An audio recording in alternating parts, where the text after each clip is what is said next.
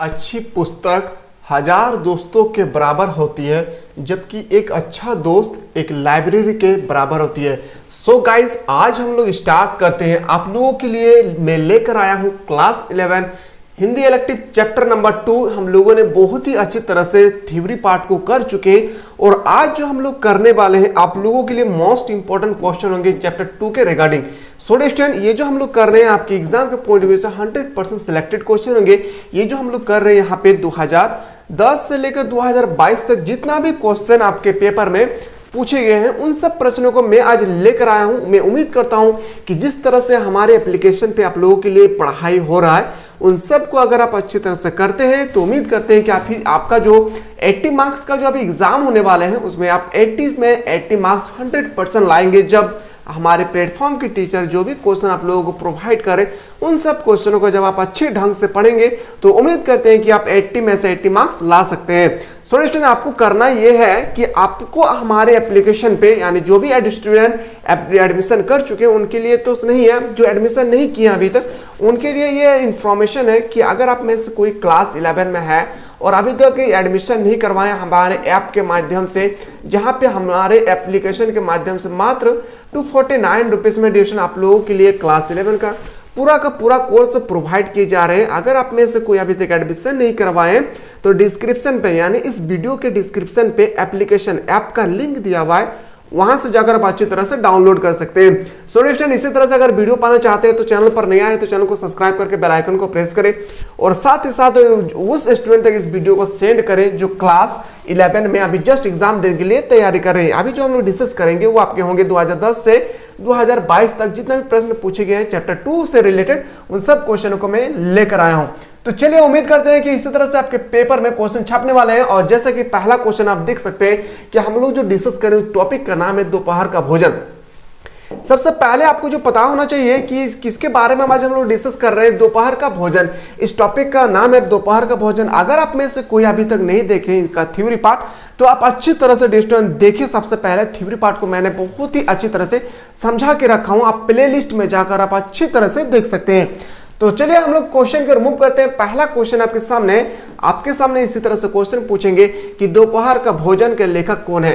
तो रेस्टोरेंट जो दोपहर के भोजन का जो राइटर थे उसका नाम था अमरकांत। क्या हो जाएगा? अमरकांत। ऑप्शन नंबर बिल्कुल आपका ये राइट आंसर होगा, अमरकांत। उत्तर इसका सही उत्तर होगा अमरकांत। यानी 2010 से लेकर 2022 तक जितना भी क्वेश्चन आपके रिगार्डिंग आपके एग्जाम के रिगार्डिंग जो भी इंपॉर्टेंट बने हैं या जो भी पूछे जाने वाले हैं उन सब क्वेश्चनों को मैं बताने वाला हूं। तो आप लोग वीडियो को बिल्कुल आप लोग अंत तक देखेंगे क्योंकि बीच बीच में मैं बहुत ही इंपॉर्टेंट की पॉइंट नोट करवाऊंगा। दोपहर का भोजन साहित्य की किस विद्या की रचना है? तो ये किस विद्या की रचना है तो आपको पता होना चाहिए। कहानी। इसका जो उत्तर होगा वह है कहानी। आपके सामने ऑप्शन होगा कहानी, नाटक और दो ऑप्शन कुछ आपके एग्जाम के पॉइंट ऑफ व्यू से जो भी उनका एग्जामिनर का सेट करने का मन करे वो सेट कर सकते हैं। पर आपको पता होना चाहिए कि जो दोपहर का भोजन है वो एक कहानी है। याद रखिएगा, डिस्टेंस मोस्ट इंपॉर्टेंट है। नेक्स्ट क्वेश्चन की ओर मूव करते हैं। अगला प्रश्न है कि दोपहर का भोजन कहानी का कौन सा पात्र गरीबी के एहसास को प्रमुख नहीं होने देता है और उसकी आंचल से परिवार को बचाए रखती है?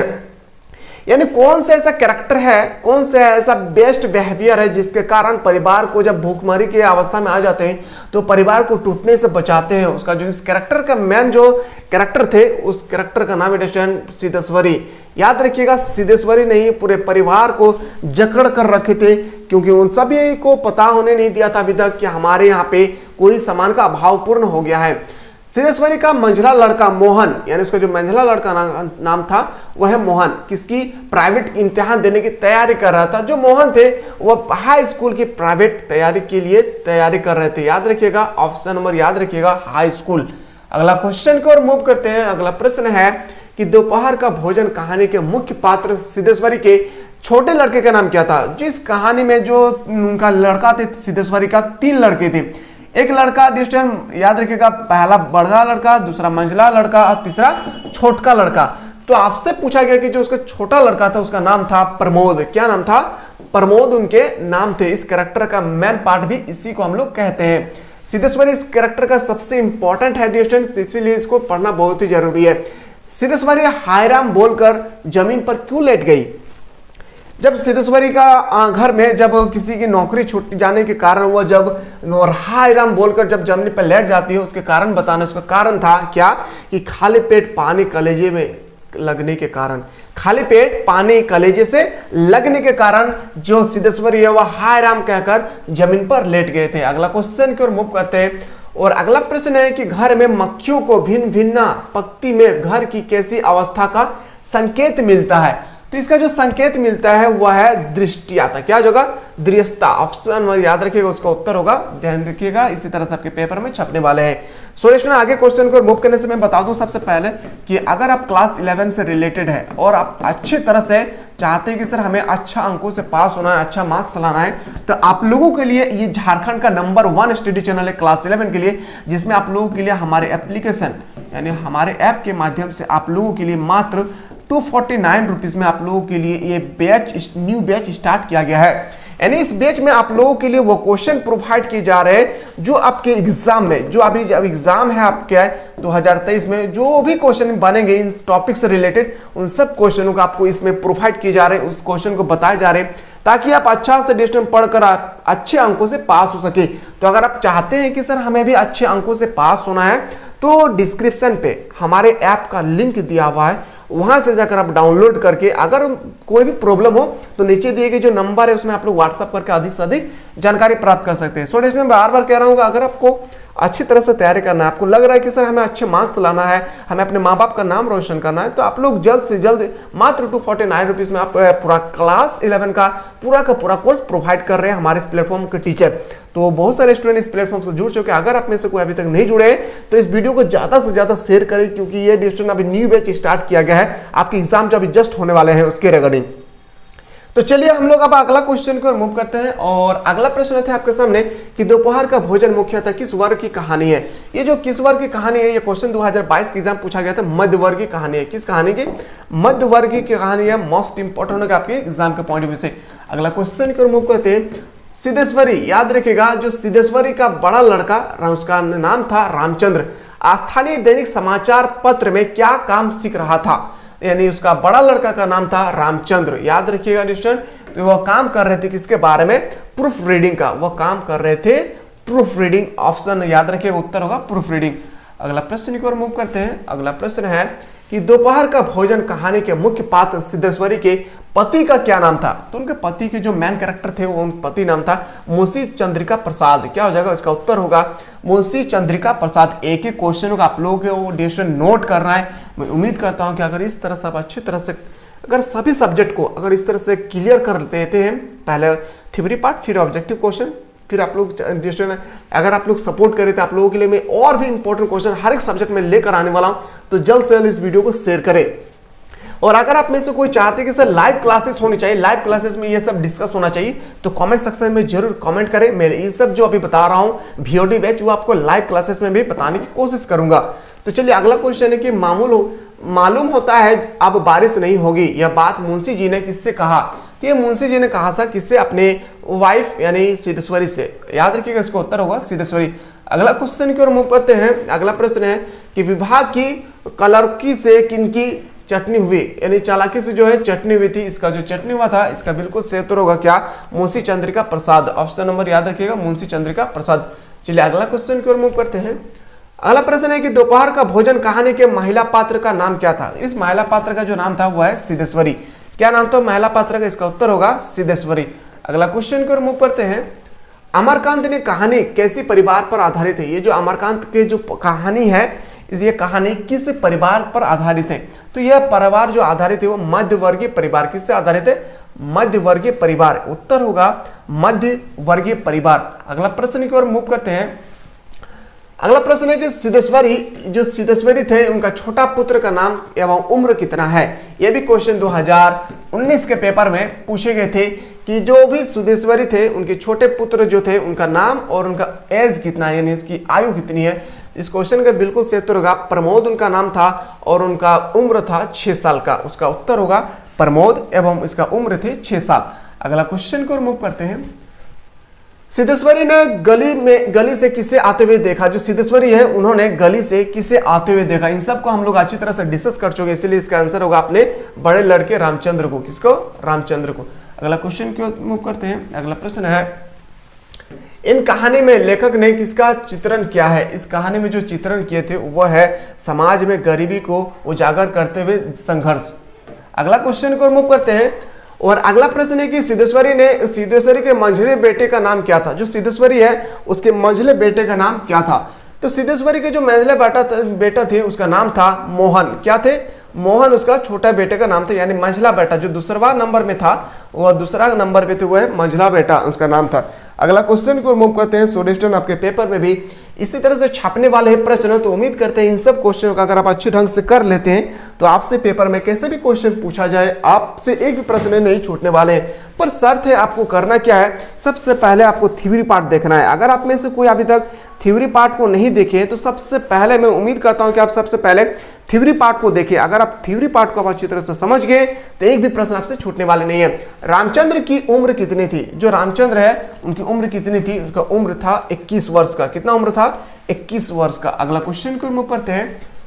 सिद्धेश्वरी रामचंद्र के लिए क्या लेने गई? जो सिद्धेश्वरी थे वह रामचंद्र के लिए क्या लेने के लिए गई थी? इसका सही उत्तर होगा, याद रखिएगा, पानी। क्या लेने के लिए गए थे? पानी। उसका उत्तर होगा पानी। अगला क्वेश्चन की ओर मूव करते हैं। रामचंद्र उंगलियों से क्या बजाने लगा? जो रामचंद्र है वह उंगलियों से क्या बजाने लगे थे? तो इसका जो राइट आंसर होगा, अगला क्वेश्चन को मूव करते हैं, इसका सही उत्तर होगा जो कटोरी। क्या लेने के लिए गए थे? रामचंद्र के लिए कटोरी। क्या लेने के लिए गए थे? कटोरी।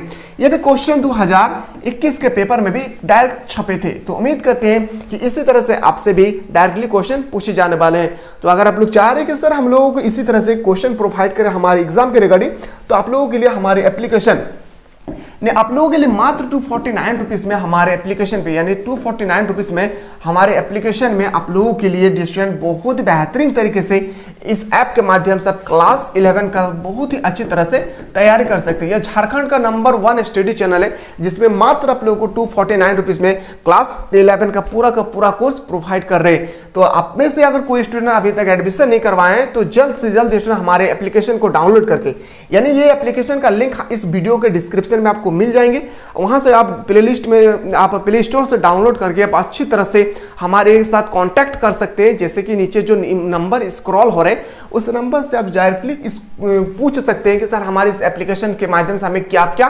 प्रॉफिट होने वाले हैं, तो आप अच्छी तरह से डिस्कस कर सकते हैं स्टूडेंट। तो जल्द से जल्द अभी तक जो स्टूडेंट एडमिशन लिए हैं उनके लिए तो बहुत अच्छी बात है, पर जो स्टूडेंट अभी तक एडमिशन नहीं लिए तो जल्द से जल्द एडमिशन लेने की कोशिश करें। तो चलिए हम लोग क्वेश्चन के मूव करते हैं कि अमरकांत जी का जन्म कब और कहां हुआ था? जो राइटर थे अमरकांत जी, उनका जन्म कब और कहां हुआ था? तो सन 1925 ईस्वी में उत्तर प्रदेश के बंगाली जिले के नगर नागम गांव में हुआ था। अगला क्वेश्चन को मूव करते हैं। अगला प्रश्न है कि अमरकांत का वास्तविक नाम क्या था? जो अमरकांत जी थे यानी राइटर, उनका वास्तविक जो नाम थे वह है श्री राम वर्मा। क्या नाम थे? इसका उत्तर होगा श्री राम वर्मा। अगला क्वेश्चन को मूव करते हैं। अगला प्रश्न है, अगला क्वेश्चन की मूव करते हैं स्टूडेंट की सिद्धेश्वरी जो थे क्या नहीं समझ पा रही थी? तो सिद्धेश्वरी ये समझ नहीं पा रही थी, सिद्धेश्वरी को यह समझ में नहीं आ रहा था कि वह क्या बात करे। अगला क्वेश्चन की मूव करते हैं। अगला प्रश्न है कि मोहन अपनी माँ से क्या बोला? जो मोहन थे वह अपने माँ से क्या बोला? तो वह अपनी माँ से कहता है क्या कि जैसे कोई शिक्षक अपने शिष्य को समझाता है, यानी ऑप्शन नंबर आपका जो उत्तर होगा बहुत इंपॉर्टेंट है, बहुत ही रोचक वाली कहानी है। सबसे पहले आपको कहानी को भी समझना चाहिए। अगला क्वेश्चन को मूव करते हैं कि सिद्धेश्वरी, ये स्टूडेंट सिद्धेश्वरी थे ने मुंशी जी से क्या कहा? तो सिद्धेश्वरी ने जो मुंशी जी से कहा था, उन्होंने कहा मालूम होता है अब बारिश नहीं होगी। ये बारिश का जो बात आई स्टूडेंट हमेशा याद रखना है, बार बार क्वेश्चन फंसाने की कोशिश करता है स्टूडेंट को। ये जो सिद्धेश्वरी ने मुंशी जी से कहा, क्या कहा था कि मालूम है अब बारिश नहीं होगी। आप फंस भी सकते हैं इस क्वेश्चन से, पर आपको फंसना नहीं है, बस अच्छी तरह से आपको सबसे पहले स्टडी करना है। तो चलिए अगला क्वेश्चन को रिमूव करते हैं स्टूडेंट। अगला प्रश्न आपके सामने कि मुंशी चंद्रिका प्रसाद की उम्र कितनी थी? जो मुंशी चंद्रिका प्रसाद है उनकी उम्र कितनी थी? तो मुंशी चंद्रिका प्रसाद जो थे वह सिद्धेश्वरी के हस्बैंड थे यानी पति थे, उनका उम्र था 45 ईयर्स। कितना होगा? लगभग 45 साल के थे। अगला क्वेश्चन को रिमूव करते हैं कि मुंशी जी का चेहरा पर चमक कोई आ गई। जो मुंशी जी थे उनका चेहरे पर चमक क्यों आ गई थी? तो याद रखिएगा क्यों आए थे, तो इसका उत्तर होगा, बिल्कुल सही उत्तर होगा, अपने बेटे को मुंह से स्वयं को देवता सुनकर, यानी उसका जो बेटा थे वो उन्होंने अपने पापा को कहा कि माँ मैं अपने पापा को एक देवता के समान मानता हूं। तो यहाँ पे आप जो भी डिस्कस किया हम लोगों ने अभी तक वो है आपका 2010 से 2022 तक अभी जो हम लोग डिस्कस कर रहे थे वो आपके एग्जाम के पॉइंट ऑफ व्यू से मोस्ट इंपॉर्टेंट क्वेश्चन है। मैं उम्मीद करता हूं कि अगर आप लोग सपोर्ट करें तो आप लोगों के लिए मैं इतना बेहतरीन सा और भी क्वेश्चन लेकर आने वाला हूं हर एक सब्जेक्ट के लिए। ये जो हम लोग डिस्कस कर रहे हैं वो आपके लिए है ओनली फॉर हिंदी के लिए, यानी Hindi, English, political science, geography, economics, home science, sociology, आप कोई भी टॉपिक के लिए आप लोगों के लिए मैं इतना बेहतरीन तरीके से स्लॉट लेकर आने के लिए तैयार हूं। आप बस आप लोग सपोर्ट करें। आप लोगों के लिए हमारे एप्लीकेशन पे मात्र 249 रुपीज में हम इतना बेहतरीन तरीके से तैयारी करवा जा रहे हैं। तो आप में से अगर स्टूडेंट अभी तक एडमिशन नहीं लिए तो नीचे दिए गए जो नंबर है उस नंबर पे आप अच्छी तरह से डिस्कस कर सकते हो व्हाट्सएप के थ्रू से कि सर इस एप्लीकेशन यानी हमारी जो एप्लीकेशन है हमारे ऐप के माध्यम से आप लोग 249 रुपीज में आप अच्छी तरह से तैयारी कर सकते हैं। इस ऐप का जो लिंक है वो आपको डिस्क्रिप्शन पे मिल जाएंगे इस वीडियो के। तो कोई भी स्टूडेंट अभी तक एडमिशन नहीं लिए तो जल्द से जल्द एडमिशन लेने की कोशिश करें। तो चलिए हम लोग इसी के साथ एक न्यू टॉपिक में मिलते हैं, तब तक के लिए जय हिंद, जय भारत, वंदे मातरम।